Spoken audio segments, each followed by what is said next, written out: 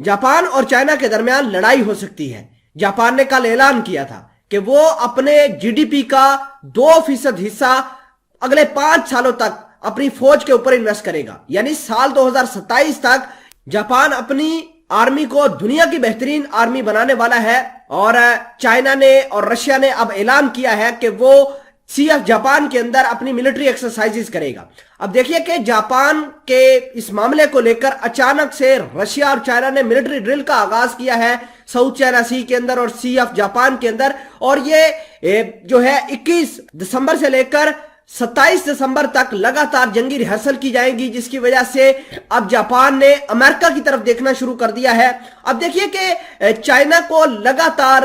Japan اپنا دشمن number 1 بتا رہا ہے اور کہہ رہا ہے کہ جاپان کی سرحدوں کے اوپر سب سے زیادہ جو نظر بنا کے بیٹھا ہوا ہے وہ چائنا ہے۔ اور یہی نہیں ہے بلکہ جو جاپان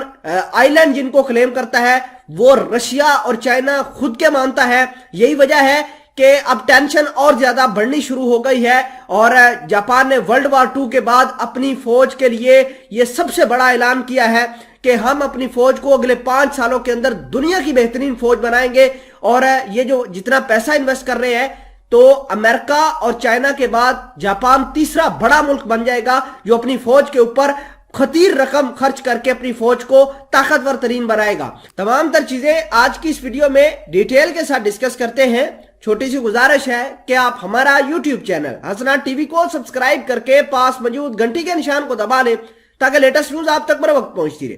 بہت بڑی خبر یہ ہے کہ جاپان کے پاس جو ہتھیار ہے وہ صرف اور صرف اپنے آپ کی حفاظت کرنے کے لیے ہیں۔ وہ ایسے ڈیزائن کیے گئے ہیں کہ وہ کسی کے اوپر اٹیک نہیں کر سکتے، لیکن اب امریکہ کے ساتھ مل کر اس نے بلینز آف ڈالر کے ہتھیاروں کی ڈیل کی ہے جو دشمن کے لانچنگ پیڈ تباہ کرنے کی صلاحیت رکھتے ہیں۔ آپ کو یہ بھی بتا دیں کہ سی ایف جاپان کے اندر چائنا نے حال فی الحال کے اندر ملٹری بلڈ اپ کرنا شروع کر دیا ہے، اور وہاں پر اپنی ایئر فورس اور جنگی جہازوں کی مدد سے بہت زیادہ ملٹری ڈپلائی کی ہے، جس کی وجہ سے جاپان ٹینشن میں آیا ہوا ہے۔ جاپان کے علاوہ رشیا بھی جو کہ اس کے نارتھ کی سائیڈ میں موجود ہے، وہ بھی جاپان کے آئی لینڈ کے اوپر اپنا حق رکھتا ہے اور دعویٰ کرتا ہے کہ یہ جاپان کے نہیں بلکہ رشیا کے آئی لینڈ ہے۔ اور جاپان کی بڑھتی ہوئی امریکہ کے ساتھ دوستی سے چائنا اور رشیا بالکل کلوز آ گئے ہیں۔ اگر ہم بات کریں نارتھ کوریا کی تو نارتھ کوریا بھی جاپان کا بہت بڑا دشمن ہے۔ اکتوبر کے مہینے میں شمالی کوریا نے ایک ایسی بیلسٹک میزائل فائر کی تھی جو کہ جاپان کی فضائی حدود کراس کرتے ہوئے سی ایف جاپان کے اندر گری تھی۔ کل بھی جاپان کے پانیوں کے اندر 2 نیوکلر وار ہیڈ لے جانے والی بیلسٹک میزائلیں